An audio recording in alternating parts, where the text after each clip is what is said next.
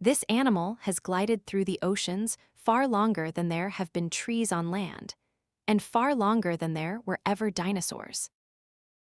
Its design is more than 400 million years old, and the sea has rarely produced anything better. This is the story of the shark, not a monster, but one of the great survivors in the history of life. To find the first sharks, you must go back almost 500 million years, to oceans older than the first forests on Earth. By around 370 million years ago, sharks like Cladoselache already hunted these seas, with the unmistakable shape we still know today. Sharks are built of cartilage, not bone, and cartilage rarely fossilizes, so the record they left is mostly teeth, shed by the thousand. Those teeth turn up on every continent, in deserts that were once seabeds, and in cliffs lifted from the deep. We have collected more of them than almost any other fossil.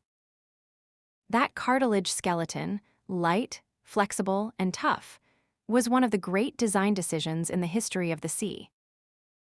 There have been far stranger sharks than any alive now. Helicoprion carried a circular saw of spiraling teeth in its lower jaw. In what's called the golden age of sharks, the oceans filled with bizarre forms, crests, spines, and fins found on nothing alive today. And then came the largest of all. Around 20 million years ago, the seas were ruled by Otodus Megalodon, perhaps 15 meters long. We know it mainly from its teeth, which could be the size of a human hand, each one a clue to an enormous predator. Megalodon hunted whales for millions of years. Then, as the oceans cooled and its prey moved away, even the great Megalodon vanished. What is remarkable is not that some sharks died out, but how much the lineage as a whole has endured. 5 times, mass extinction has struck the Earth, erasing the trilobites, ending the dinosaurs, once wiping out 9 in 10 species in the sea. Through every one of them, sharks survived.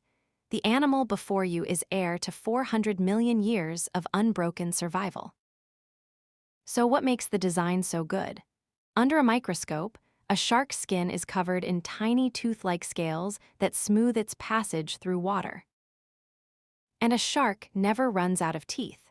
Behind each one-weight rows of replacements, a single shark may grow tens of thousands in a lifetime.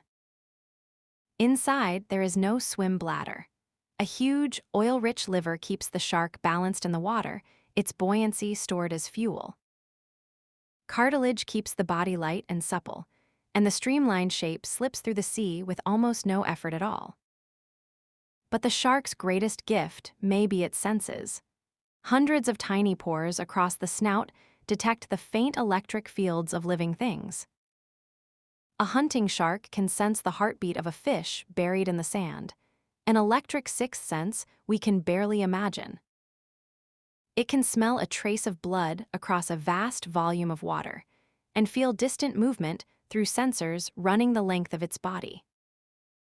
Eyes for dim light, hearing tuned to low vibration, and that electric sense together make it one of the most complete hunters in the ocean.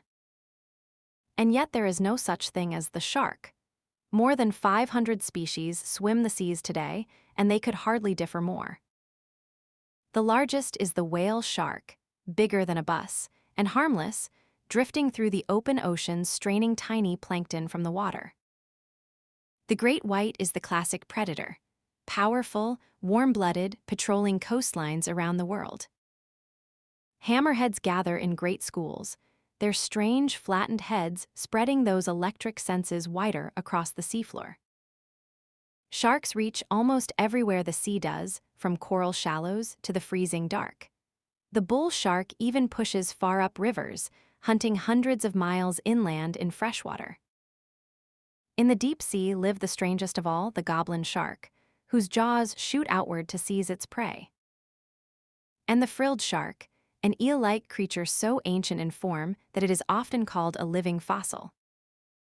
The smallest, the dwarf lanternshark, would fit in your palm and glows softly in the darkness of the deep. Others, like the carpet-patterned wobbegong, lie camouflaged on the bottom, waiting for a meal to wander past. The basking shark, second largest of all fish, simply opens its enormous mouth and lets the ocean pour through, straining out the plankton as it goes. Others are hunters of strange specialty, the thresher, which stuns whole shoals of fish with a whip of its long, curving tail. Different as they are, the larger sharks share a role the ocean cannot easily do without. As top predators, they cull the sick and the slow, and keep whole food webs in balance beneath them. Reefs with healthy shark populations are healthier overall. Remove the sharks, and the balance unravels from the top down. Take the sharks away, and the effect ripples downward.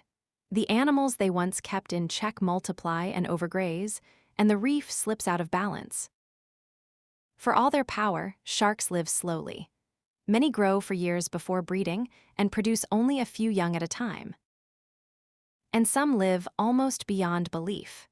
The Greenland shark, drifting through the polar deep, may survive for 4 centuries, the longest-lived backboned animal we know. Some lay leathery egg cases, the mermaid's purses sometimes found on the shore, where a single pup grows in miniature. Others bear live young. Either way, a shark population recovers slowly, built for a stable ocean, not for sudden loss. And sudden loss has arrived. In a single human lifetime, industrial fishing has reached almost every corner of the sea.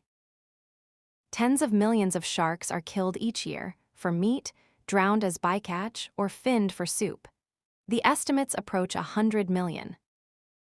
Built to recover slowly, many cannot keep pace. Today, around a third of all sharks and their relatives are threatened with extinction. And here is the strange truth.